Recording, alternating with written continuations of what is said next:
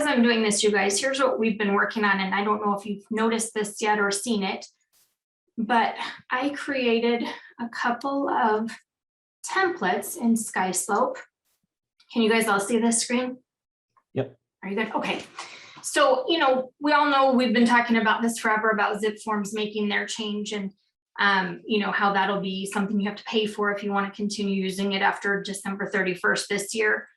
We have, Skyslope Forms and Transaction Desk, and we've been kind of talking about these for a long time. So for now, I just wanted to show you something that hopefully if you were trying to use Skyslope Forms, or if you haven't tried it yet, might encourage you to try it, because they have made a couple of upgrades that are a little easier for us. So this screen looks a little different than yours, maybe because of the broker view, but I just want to show you. So if you go into your apps, into your forms, and I'm going to just show you a quick example of creating a new file.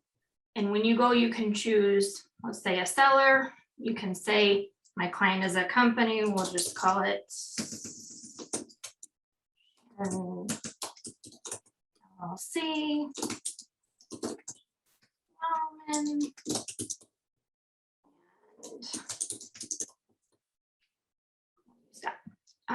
We'll call it 1, 2, 3, 4, 5 West Test Drive, whatever, that's fine. And then down here at the bottom, you can, and this is how you can find your files. So you can either call them by name or by address, but you can choose the template that I put in here and set up for you. You can create your own also. But when you hit create, it pulls all of the potential forms that you would need on a listing, including the broker required ones. So your listing agreement, for example, will say your sold chain or your MLS input, your agency, disclosure of business relationships. So our broker forms are in here as well. Your market conditions, wire fraud, seller protocols. I'm trying to do the ones that are always required. Let's just use those for now, for example. But if I go down here at the bottom, I say fill and send. It takes you right here. You fill in your information, your price and all that stuff. You can go through these forms. But all you have to do then is go to prepare signature. You choose your client. You say next.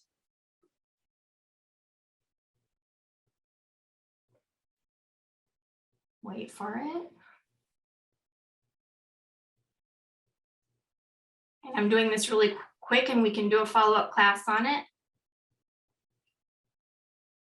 But it auto-fills for the seller's initials in all the places that are required already. You don't have to do that drag and drop thing. You can add other ones from up here. And when you say send, it's going to take you just to a similar page to you do in DocuSign, DigiSign, AuthentiSign, whichever one you happen to use, electronic program. From there, I'm going to go back a little bit here. I'm going to say leave. The other part of that I didn't show you just now, but it also includes your seller. If I had included the seller's disclosure statement, the SPUDs, it will also include all the places the seller needs to fill in. So they have to literally click through and fill that in, and you can do that electronically. So I know that's a huge one that's been a little bit of a pain point for some folks for a long time is, you have to drop that off, then get it back from them, have them scan it, whatever. So long story short is you have your forms. This is the file. You have the file details here that you can amend for your files. And then you have, I did a buyer one and a seller one here. So once those forms come back into that, you'll get them in your email also after the client signs it. When you go back to Skyslope, for example, and you want to add your listing, mine might look a little different than yours, you guys, so bear with me if it does.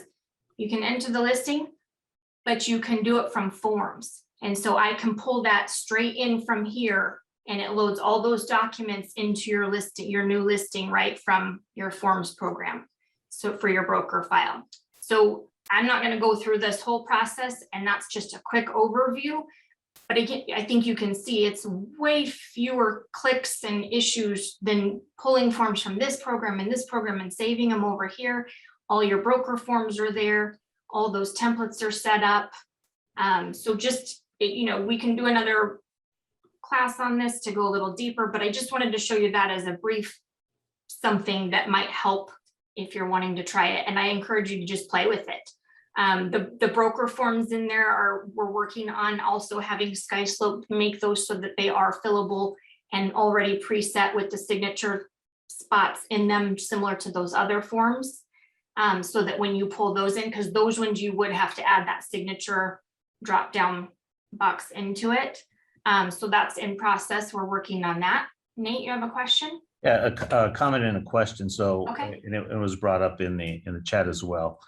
So you can go ahead and put the MLS number and it'll pull in all the information from the listing, which is really cool, even photos. But the comment I have is when you move from an accepted listing agreement to clicking on the button to make it a listing, does it automatically populate all the seller's information? And because I've not gone through that process yet. I believe it does. Yes. Yeah. I got to tell you, if you're not using Skyslope for many things, definitely jump in there. I mean, it's pretty cool.